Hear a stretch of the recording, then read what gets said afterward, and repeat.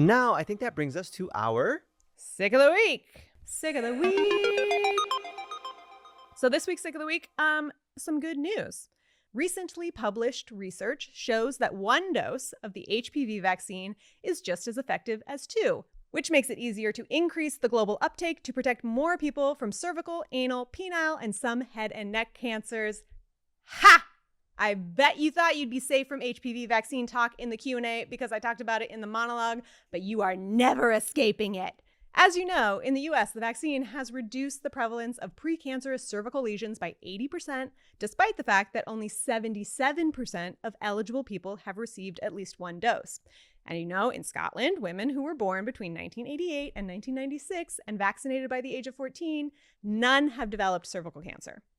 Reducing the vaccination burden on low-income countries where cervical cancer diagnosis is essentially a death sentence due to a complete lack of treatment options would be massive.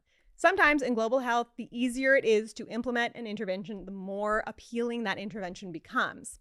And trying to reach kids with 1 shot is way more appealing than trying to figure out how to reach them with 2. Now, the US is unlikely to quickly change our recommendations for 2 doses. I'd imagine that they would want more research on durability or info on how effective 1 dose is for protecting against cancers other than cervical cancer. But I am hopeful that we can get that info and update our best practices to make the burden of healthcare easier here as well.